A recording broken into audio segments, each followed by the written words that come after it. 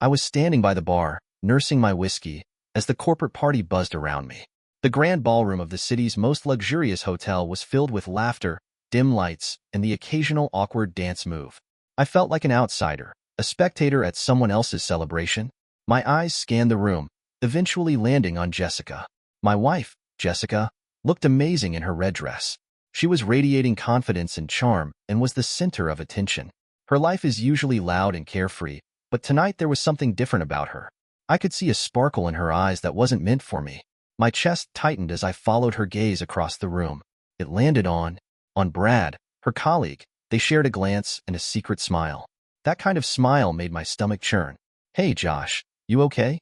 Greg, my colleague, clapped me on the shoulder and pulled me out of my thoughts.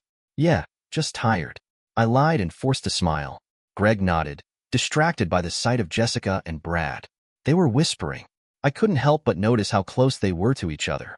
I gave them a quick once-over, but I couldn't tear my eyes away from them. They seemed like just friends, but there was something about the way Brad touched her arm and the way she leaned into him that told a different story. It was like memories of late-night meetings and hushed phone calls flashed through my mind. I had a flash of memory. I finished my drink and decided it was time to confront her and end this charade. I made my way through the crowd, Jessica and Brad slipping out a side door. Panic rose within me, but I forced myself to stay calm. I followed them outside, the cool night air hitting me like a slap. Rounding the corner, I saw them locked in a passionate kiss. My world shattered. I saw them locked in a passionate kiss at the corner. My world shattered. "Jessica," I yelled. She pulled away, eyes wide with shock and guilt. "You're coming home with me now," I demanded, my voice cold even to my own ears. Brad stepped forward, trying to play the hero. "Josh, calm down," I said. "It's not what it looks like." "Shut up," I snapped. Fury. Jessica got in the car, but she didn't move. Instead, she took Brad's hand. "I'm sorry, Josh. I'm leaving with him." They walked away, and I was left standing there, feeling a mix of anger and humiliation. I drove home in a haze, the road a blur through my tears. By the time I reached the house, my sadness had, my anger turned to cold, hard rage. I stormed inside, heading straight for the bedroom. I yanked open the closet doors and grabbed handfuls of Jessica's clothes, throwing them into a heap on the floor. I tossed in dresses, shoes, jewelry, and everything else she cherished. I tossed it into the hallway. My phone rang. I didn't recognize the number, but I answered it anyway. In my state, I answered it anyway. It was a woman's voice, saying shakily but determinedly, "It's Linda, Brad's wife." I froze, spinning around. "What do you want?" I demanded. "I know what happened tonight," she said, her voice breaking. "I'm as devastated as you are, but please don't do anything rash. I have a plan to destroy them. I wanted to make them pay for what they'd done to us." I stood there, foam in hand, staring at the pile of Jessica's belongings scattered around me. Part of me wanted to finish where I'd started and burn every last reminder of her betrayal. But Linda's words echoed in my mind. Maybe there was another way to make them face up to it. I was pretty angry about what they'd done. I said, "I'm listening." The drive home felt like a blur. My mind was racing with thoughts of betrayal and anger. The whiskey from earlier mixed with my raw emotions, creating a storm inside me. When I finally pulled into the driveway, I didn't even remember the trip. I slammed the car door shut and stormed into the house, my heart pounding with rage. The silence inside felt deafening, a stark contrast to the chaos in my head. I headed straight for the bedroom, fists clenched. Jessica's clothes hung neatly in the closet, mocking me with their orderliness. I yanked them out. I threw her dresses, shoes, and jewelry into a heap on the floor. It felt good to destroy something, even if it was just her wardrobe. The more I threw, the more I wanted to tear everything apart. "Don't do anything rash," I told myself. "I have a plan." "A plan?" I echoed, my voice disbelieving. "Yes, a plan to destroy them," she replied. She was really determined to make them pay for what they'd done to us. I stood there with my phone in hand, looking at the pile of Jessica's belongings scattered around me. Part of me wanted to finish where I'd started and burn every last reminder of her betrayal, but Linda's words kept coming back to me. Maybe there was another way. Another way to make them face the consequences of their actions. "Okay," I said, my voice steadying. "I'm listening." The next morning, I met Linda at Café Luna. She was already there, sitting in a corner booth, her face pale and drawn as I approached. She looked up, her eyes filled with a mix of determination and sadness. "I'm sorry to bring you down like this, but thank you for coming." Her voice was barely above a whisper. "Let's get this over with," I replied, sitting down opposite her. "What's your plan?" she said, leaning forward. "We're going to expose them," she replied. "We'll gather evidence enough to ruin their careers, their reputations, everything." I nodded slowly, the wheels turning. I asked her, "How do we start?" She said, "We start by playing their game. We'll make them think everything is fine. We'll gather evidence, and when the time is right, we'll strike."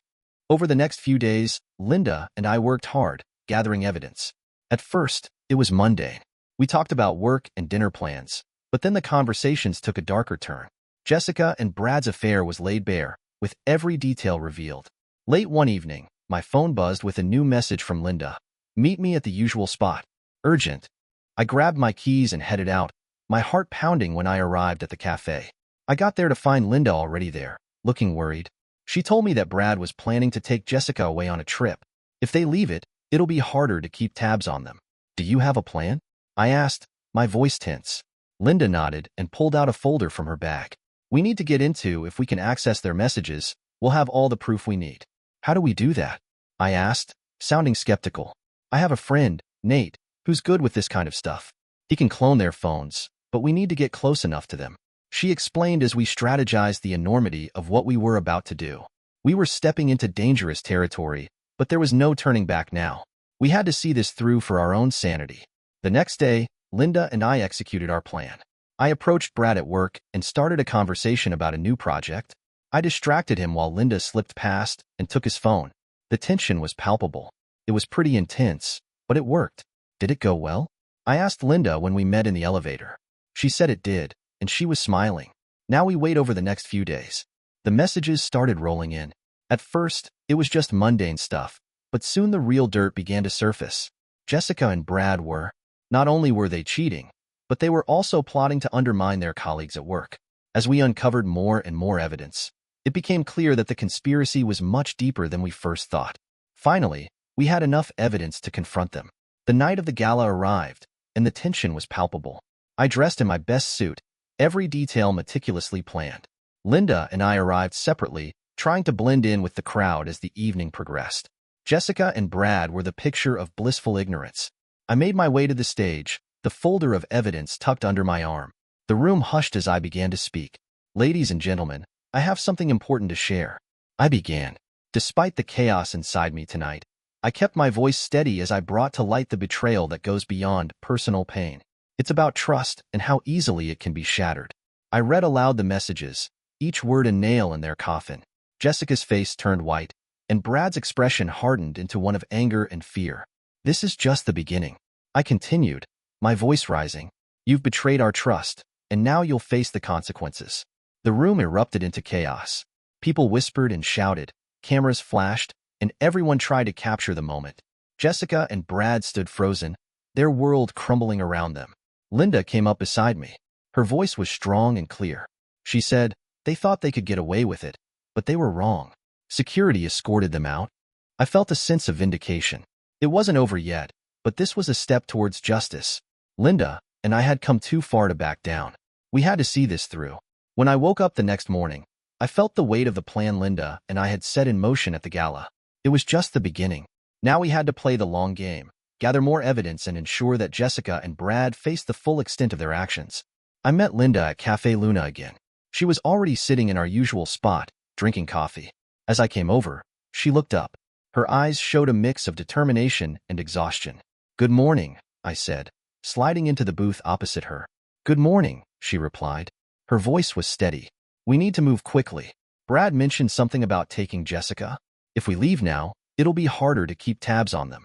I nodded, feeling the urgency. "What's the plan?" "This is a phone cloner," Linda said, pulling one out of her bag. "We need to get close enough to them to use it.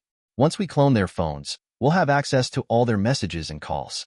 "Close enough," I said, my mind racing. "We'll need to be clever about it," she said, leaning forward. "Brad's office is our best bet. I can create a distraction while you clone his phone." It was risky, but we didn't have many options. We had to act fast later that day. We executed our plan. I approached Brad at work, striking up a conversation. I had a quick chat with Brad about a new project. I said, "Hey Brad, I've got a few ideas I wanted to run by you."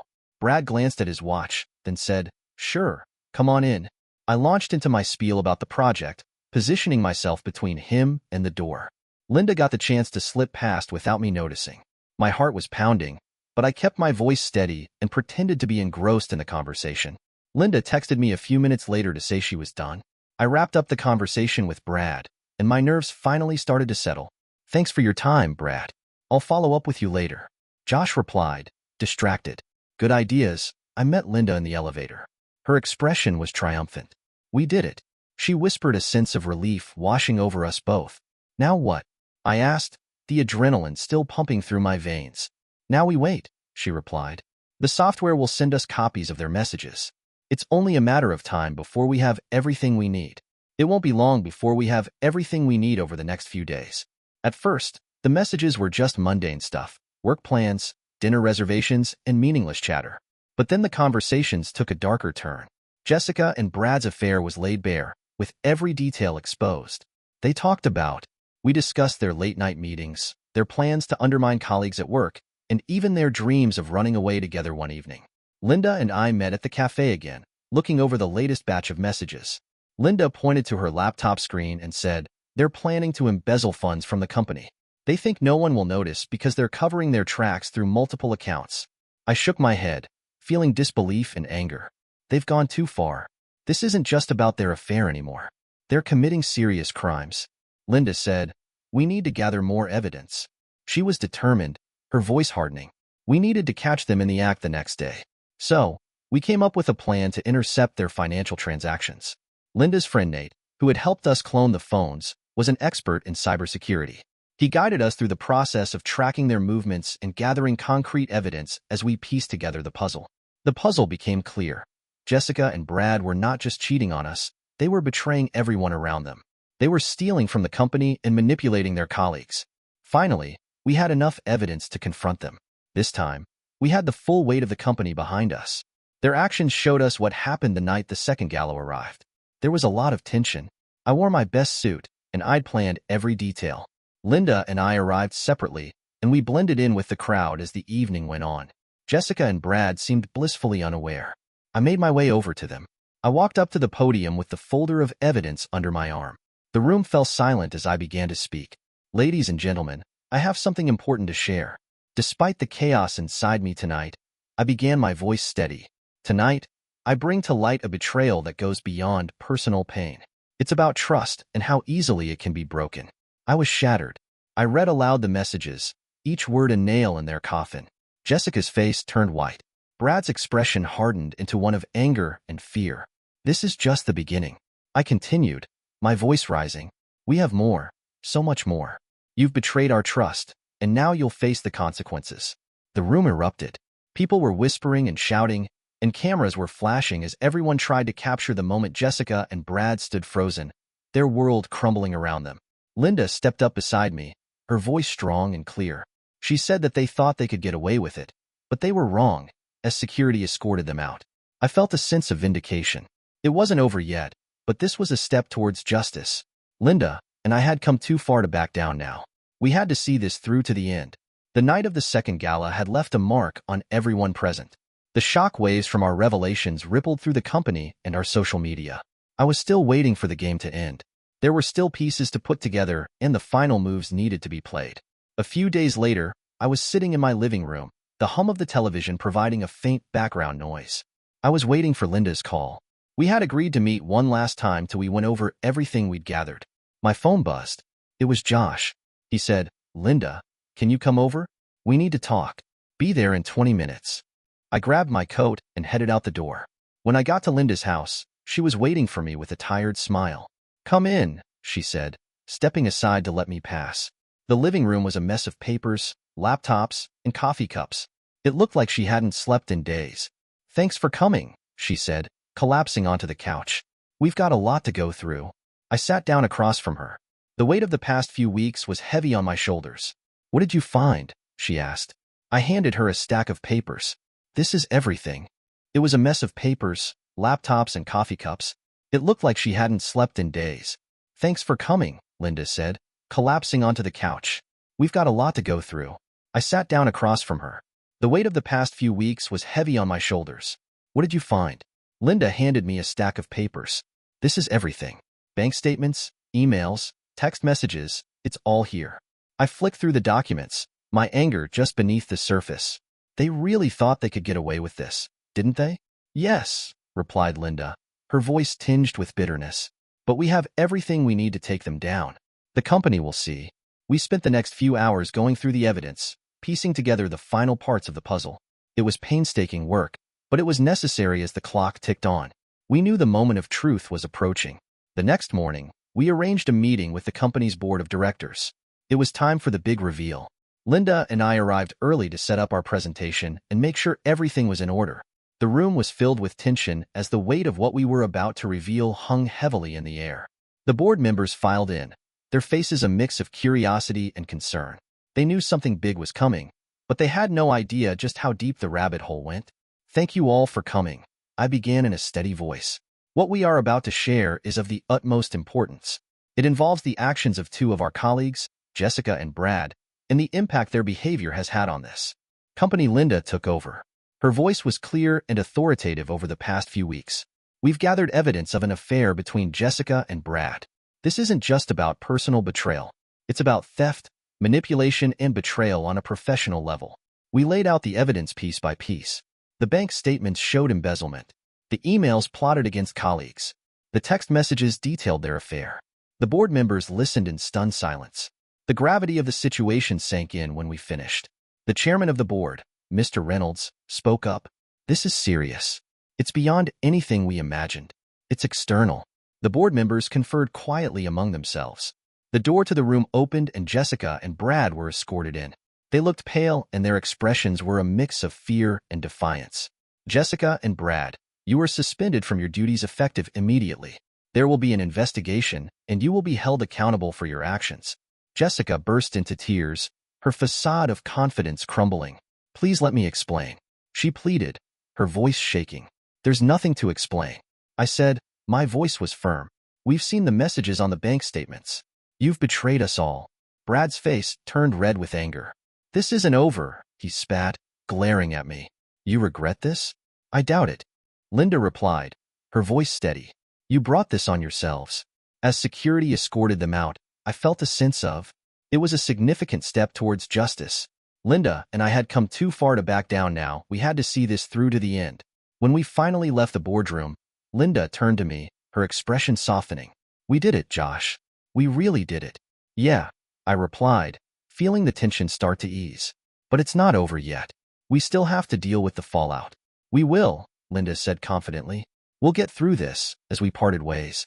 I felt a strange mix of emotions, relief, sadness, and a glimmer of hope.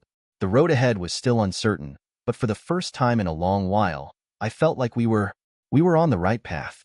Justice would be served, and maybe just maybe we could start to rebuild our lives. The day of the trial dawned cold and gray, which seemed fitting for the somber occasion. I stood in front of the courthouse, my breath visible in the chilly morning air. The grand stone building loomed over me, its imposing presence a stark contrast to the gloomy weather. The building's presence was a stark reminder of the gravity of what was about to unfold. Linda arrived a few minutes later, her face set in a mask of determination. Are you ready for this? She asked, her voice steady but soft. I am, I replied, trying to ignore the knot of anxiety tightening in my stomach. Let's get this over with. We walked inside together, and the echo of our footsteps bounced off the marble floors.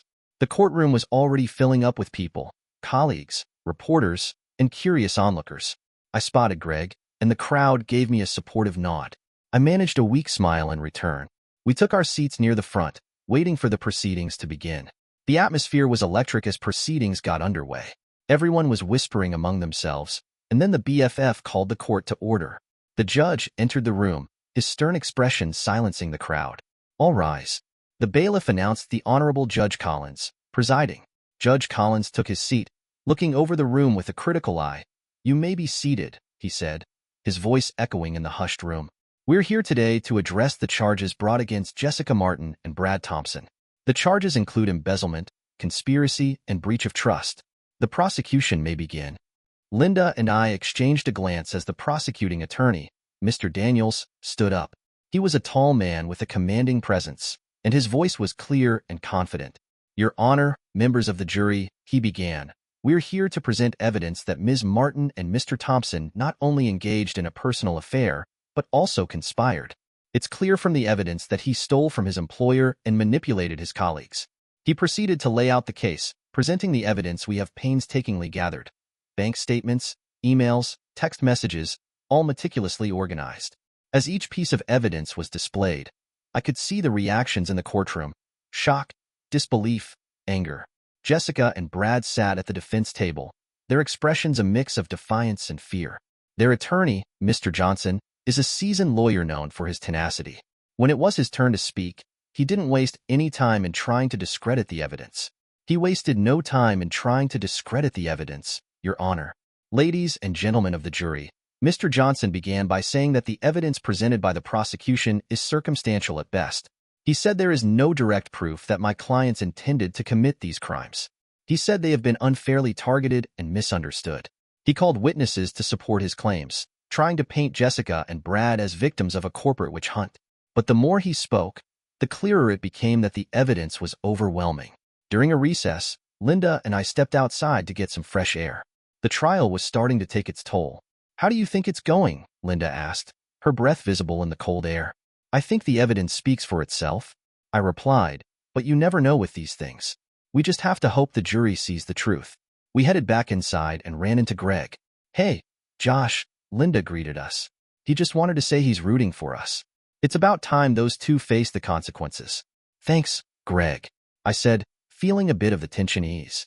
"We appreciate the support." The trial continued for several days, each one more draining than the last. Finally, it was time for closing arguments. Mr. Daniels stood up and addressed the jury one last time. He told the members of the jury that they had seen the evidence and heard the testimony. He said that Jessica Martin and Brad Thompson had betrayed the trust placed in them, both personally and professionally. He said that it was now up to the jury to hold them accountable for their actions. Mr. Johnson gave his closing argument, trying to cast doubt on the prosecution's case. As he spoke, I could see the weariness in his eyes. I could tell that he knew the evidence was too strong to ignore. The jury deliberated for several hours, each minute feeling like an eternity. Finally, the defendant's expressions were somber as the foreman stood up and held the verdict in his hands. On the charge of embezzlement, he announced that they were found guilty. On the charge of conspiracy, he announced that they were found guilty. On the charge of breach of trust, he announced that they were found guilty. There was a lot of whispering and gesturing. Jessica burst into tears while Brad's face turned an alarming shade of red. Judge Collins banged his gavel, calling for order. He said, "Jessica Martin and Brad Thompson, you have been found guilty of all charges. Sentencing will take place at a later date." The courtroom emptied as the judge adjourned the case. Linda and I sat in silence, processing what had just happened. It was over. They had been held accountable for their actions. Justice had been served. Linda said quietly, her eyes glistening with tears. I agreed, feeling a mix of relief and sadness. We walked out of the courthouse together, the cold air hitting us like a reminder of the new beginning ahead. The journey had been long and painful, but it was finally over.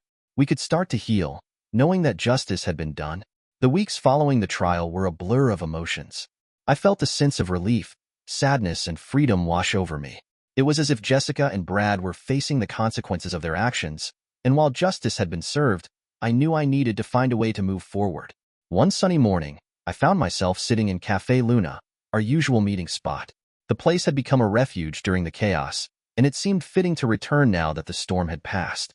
I stared out the window, lost in thought until I heard a familiar voice. Linda greeted me, sliding into the seat opposite mine. "How are you holding up?" I managed a small smile. "I'm getting there. It's strange, you know. After everything, it feels like I'm finally able to breathe again." Linda nodded, her expression soft. "I know what you mean. It's been a roller coaster, but we did it. We got through it." We sat in comfortable silence for a while. The warmth of the cafe was a stark contrast to the chill outside.